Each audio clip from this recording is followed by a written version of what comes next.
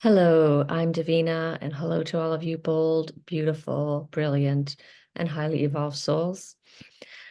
Today, I'm going to talk about suicidal ideation and suicidal feelings. And if that's triggering for you, then maybe this is not the video for you, um, because I totally understand. So that's okay. Just wanted to let you know. Um, yeah, first of all, I want really say that this is totally, completely normal to have these kind of feelings. And I really want to like just normalize and validate that because I think a lot in our world, if people say that they're suicidal, it's like, well, you have a lot to live for, like it's very dismissive, don't kill yourself, you've got a beautiful whatever, it's and I also want to say that I think that pretty much maybe all suicidal thoughts and feelings are a flashback. And that is how we were feeling as a child. And that's how bad it was. And of course, we didn't feel those feelings as a child because we repressed them all. But that's how, how dark, how bleak, how, hopeless and helpless that we felt living in these completely dysfunctional homes with abusive parents. Um, yeah, with no escape. There's nowhere to go. You're stuck. And and this is, where hopelessness comes from, is where you can't see anything getting better. It just seems like endless pain, and you don't see any way to change or make things, to improve things. And as children, yeah, we were completely, of course, dependent on our parents, and there was nothing we could have done to there was really nothing we could have done. It was just fawning until we got out, and just trying to muddle through each day, probably with very little um support or guidance or any kind of, obviously no empathy or validation from our own parents. So yeah, it's totally understandable. I would just say it's totally understandable that um you feel like you want to die. I often hear my inner child, and I'm kind of thinking it's almost probably constant thing that I hear. Either I feel like I feel like I'm gonna die, or sometimes it changes into I feel like I want to die. And what I've learned is I just try and validate that. I'm just trying to validate that inner child who's going through like such hell, and my life is reflecting some of those, is obviously triggering those feelings, even though, on the surface, if you looked at my life, you wouldn't say, oh my God, that's so hellish, right? But of course, I'm feeling like it's hellish.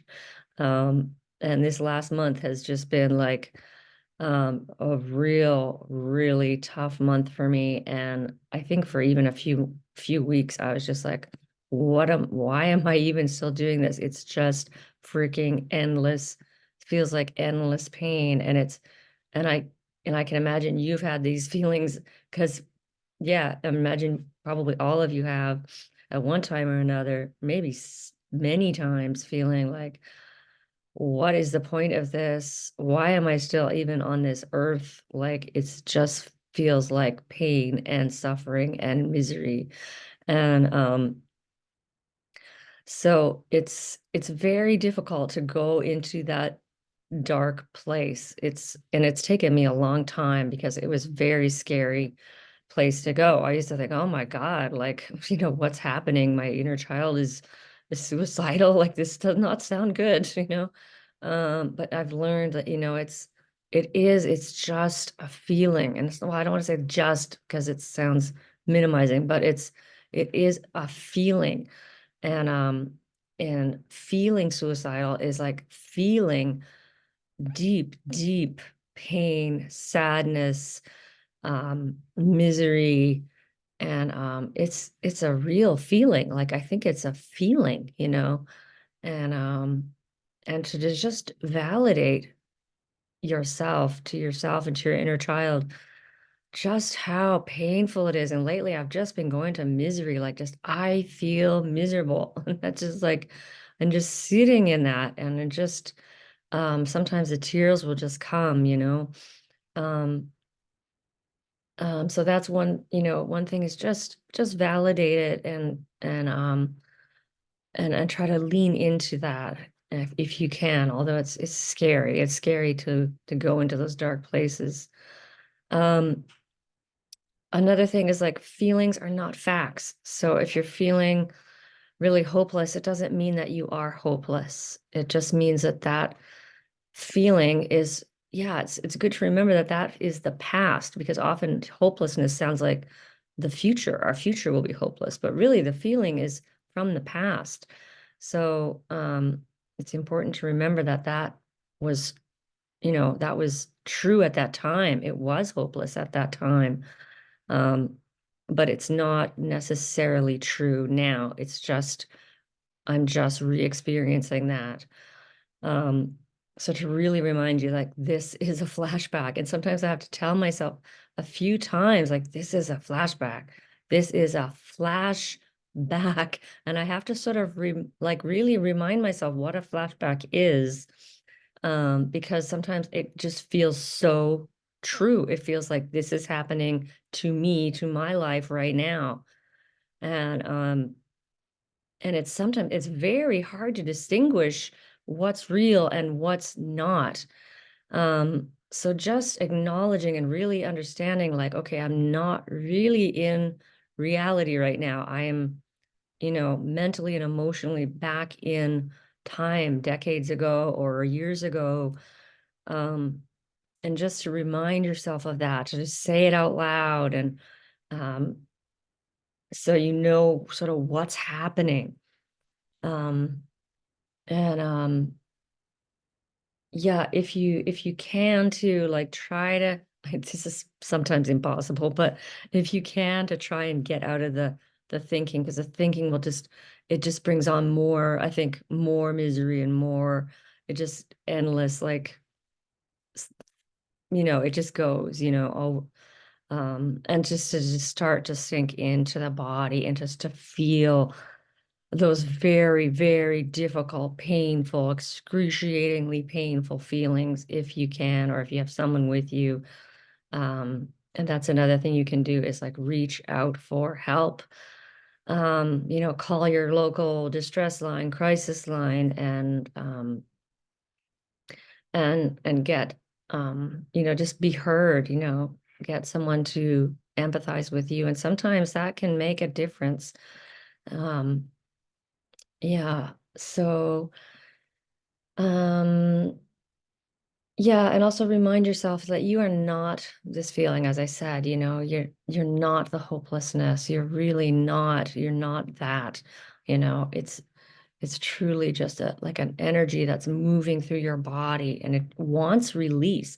I think with all of these flashbacks, it's like those feelings are like, they're like kind of like, yay, I get to be released now. It's like it's so painful, and it's like really horrible, but at the same time, like, these feelings want to be released. They want to go. They don't, because if you're not feeling sad anymore, you're going to be happy. And if you're not feeling hopeless anymore, you're going to feel hope and optimism. Um, so, what's underneath those feelings is the opposite of what you're feeling, right? So, yeah, and I think overall it's just it's an endurance game. It's really just endure, endure, endure. And I looked that up, and I thought, what's the definition of this word? Because it's kind of interesting. And it said one of the definitions was to suffer through, to suffer through sort of patiently. And the other one was to sort of like maintain existence or something like that. So it's kind of like both of those. It's like just stay in existence, just keep being here, even like through this like really, really painful stuff. Um, just keep enduring and the pain cannot last forever. It cannot possibly last forever.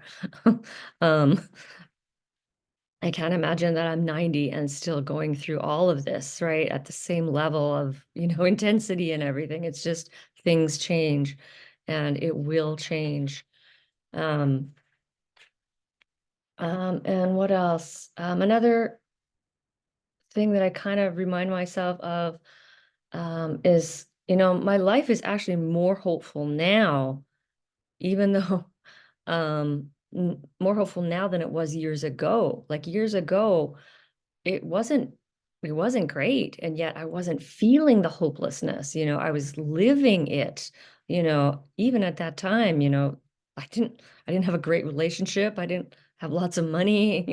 My friendships were kind of meaningless, and it wasn't, I was an addict. So um now, I have a fairly balanced life, and it's um really messy, but there's some stability here. So I remind myself that, it's actually more hopeful now. Like there is hope in healing. There really is. And if you have glimpses of those times where you're just out of the flashback a little bit more, try to remember those times, like where I don't know, like for me the other day, I was looking up at the sky and the clouds, and suddenly I just felt a little bit of expansiveness. Um, and the little girl that I'm taking care of, I just had really some lovely moments. One moment, she just like crawled up in my lap, and we were just sitting there reading a book, and I felt kind of just like relaxed. It was like, so amongst all the pain, which is probably like 90 whatever percent of your day, find those little moments, and try to remember them or write them down. A moment of beauty and a moment of peace, a moment of connection, anything that you can grasp onto, And and an image I sometimes have of myself is like a rock on a shore. On a sandy beach or whatever, and the flashbacks are just waves hitting me. They're just waves over and over, just relentless, like, you know um and remind yourself that you're that rock, and you're solid and you're strong, and you really are strong enough to bear the pain. um um, and just imagine that, those waves are hitting you, but they're not going to hurt you. They're just going to come and they're going to go. And the next one's going to come and it's going to go. And it's gonna smooth, it's gonna smooth you out, um, it's gonna like change you, and you're gonna be, um, you're gonna be more healed. But it's, the feelings are not themselves going to hurt you in any way. um yeah, feeling the feelings is the healthy part, and that's what we're doing, is the healing, even though it feels like hell. And anyway, if you're having, suicidal thoughts or feelings, of course, please call your crisis line, um and get that help. And yeah, it's just extremely, extremely hard. And just try to endure, just hold on. And if you could tell yourself, can I just make it to the end of the week, or can I just make it to the end of the month? Maybe next month is going to be just a little bit better. And yeah, just hold on.